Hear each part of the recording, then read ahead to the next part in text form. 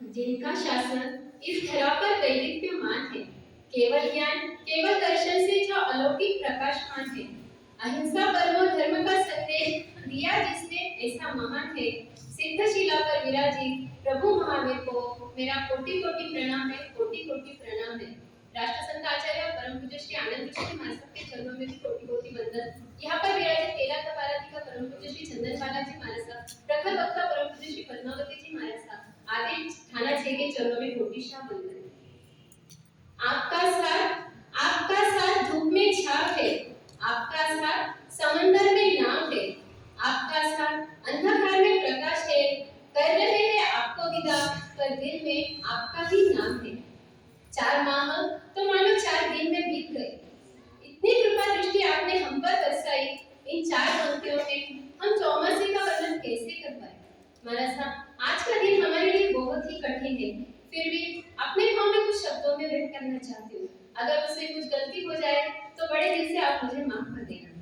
तब ही जिनकी साधना है, तब ही जिनकी साधना है, तब ही जिनका जीवन है। ऐसे परम पूज्य श्री चंदन बालाजी महाराज साहब को मेरा शत शत वंदन है। हमारे बड़े भाई साहब बहुत ही शांत और सरल स्वभावी, बोलना भी बहुत कम, पर हर दम उनको सबकी फिक्र रहती है। और उनकी तपस्या मानो चाहे कुछ भी हो जाए, लेकिन उन्होंने तपस्या कभी खंडित नहीं की। और दिन भर वो अपने काम में व्यस्त रहते हैं, कुछ ना कुछ करते रहते हैं।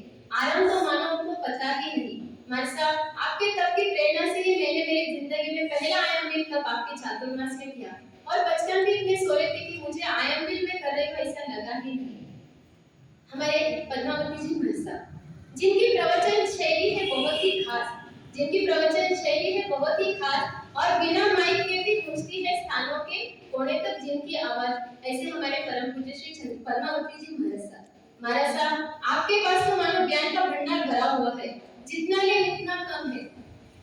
आपकी प्रवचन शैली तो बहुत ही सुंदर है। प्रवचन के द्वारा महाराज साहब ने श्रद्धा की भक्ति से जन जन को मोक्ष का मार्ग बताया। शिविर के समय हो चाहे हम आगम डेकोरेशन के समय, धर्म जागरण के समय, महाराज साहब ने हमें हर वक्त ज्ञान की बातें सिखाई, और हमने भी वो सब ज्ञान की बातें आत्मसात की। महाराज साहब, आपने हमें आत्मा से परमात्मा बनने के लिए बहुत अलग अलग मार्ग बताए। आपकी प्रेरणा से ही 12 व्रत का तो नहीं, परंतु हमने सामयिक के नियम का प्रत्याख्यान लेकर हम एक व्रतधारी पक्का बन गए सब। और आपने जो भी हमें सिखाया है हम उन्हें आचरण में लाने की पूरी कोशिश करेंगे। परम पूज्य श्री चारुपट्टिया जी महाराज, आपके बारे में तो क्या कहूँ। सागर से मिले हुए मोती हो आप, सागर से मिले हुए मोती हो आप, सरोवर में खिले हुए कमल हो आप। सागर और सरोवर की क्या करे बात आपसे, सागर और सरोवर की क्या करे बात आपसे, जीवन के बगिया में मिले हुए सच्चे सद्गुरु हो आप। महाराज साहब, आपने तो मुझे जीने की नई राह दिखाई, हर पल मेरी समस्या का समाधान किया। आपके कारण ही मैं जीवन में बहुत ही परिवर्तन ला पाई हूँ। आपने भी प्रश्न मंजूषा के माध्यम से, बोलो नाटिका के माध्यम से, शिविर में छोटे छोटे थोपड़े के माध्यम से हमें बहुत सारा ज्ञान दिया। आप बहुत ही सरल है, शांत है, सेवाभावी, कर्तव्यनिष्ठ है, और आपकी आवाज तो इतनी मीठी है मां साहब। हफ्ते में 2 दिन जब आपको मौन रहता है तो हम राह देखते हैं कि कब दूसरा दिन आएगा और हमें कब मां साहब की आवाज सुनने को मिलेगी।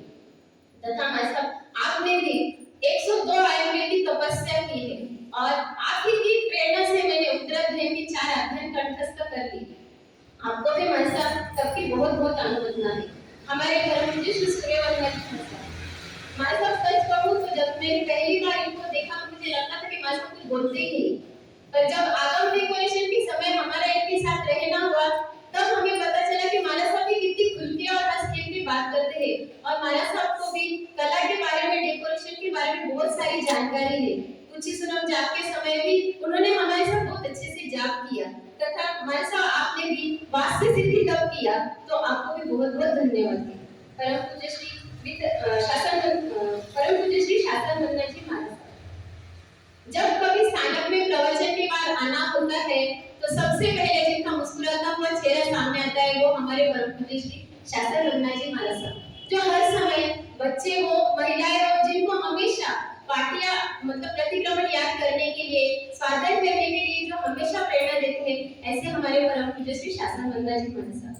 और हमारे सबसे छोटे मां साहब परम पूज्य श्री विद्या वंदना जी महाराज, जिनकी आवाज इतनी मीठी और मधुर है, उनके गीत सुनने के लिए हर कोई बेकरार रहता है। ऐसे हमारे माँ साहब, वो भी सबके साथ इतनी हंस खेल के बात करते हैं, हमें तो कभी लगता ही नहीं था कि हम माँ साहब के साथ बात कर रहे हैं। जब जब वो माँ साहब स्तवन गाते हैं, तो माँ साहब हम सब इतने स्तवन के अंदर डूब जाते हैं, हमें तो लगता है कि स्तवन खत्म ही ना हो और हम बस आपको सुनते ही रहे। आपके स्तवन के बिना तो प्रवचन मानो सुना ही लगता है। और माँ साहब, मैं आपको सच में धन्यवाद देना चाहती हूँ, क्योंकि हमने जब कभी भी आपसे कहा कि माँ साहब हमें ये इसके लिए स्तवन गाना है, मुझे पुणे जाना था, तभी भी मैंने माँ साहब को कहा कि मेरी मम्मी ने तब से कि मुझे स्तवन गाना है, पर कभी माँ साहब ने मना नहीं किया कि मुझे टाइम नहीं है, मैं नहीं देती। जब कभी मैंने मांग की, तब भी माँ साहब ने मुझे स्तवन की डायरी हाथ में दे देते थे और तुम्हें जो चाहिए भाभी वो तुम ले लो। ऐसे हमारे उत्साही माँ साहब। और उत्तराध्ययन सूत्र, मैंने तो पहली बार ऐसा उत्तराध्ययन सूत्र सुना जब माँ साहब 36वां अध्याय पढ़ रहे थे। किताब में जब नजर जाती थी, हमारी पहली लाइन में नजर रहती थी, तब माँ साहब की चौथी या पांचवी लाइन चालू रहती थी। इतना खट खट उत्तराध्ययन, माँ साहब सच में आपने बहुत ही अच्छा उत्तराध्ययन हमें सुनाया। कुछ सुनो संपूर्ण का जाप भी बहुत अच्छे से कराया। आप सबको तो हमारे साथ विदाई दे रहे हैं, आपके साथ और एक मेहमान को हमें विदाई देना है, वो है हमारा मोती, जिसके साथ हमारा बहुत ही लगाव हो गया। मैं सब मोती भी जब मैं स्थानक में आती हूँ तो इतना खुश होकर मेरे पास आता है, उसके साथ भी बहुत लगाव हो गया। अंत में मैं सब आपसे एक ही विनती करूंगी, वो भी स्तवन के बारे में। जिनके दिल में तुम बसे हो, वो दिल दुखा रहे हो। जिनके दिल में तुम बसे हो, वो दिल दुखा रहे हो। गुरुवर छोड़ हमको तुम क्यों जा रहे हो। 4 महीने हाथ थामा, अब क्यों छुड़ा रहे हो। गुरुवर छोड़ हमको तुम क्यों जा रहे हो। जिनके दिल में तुम बसे हो, वो दिल दुखा रहे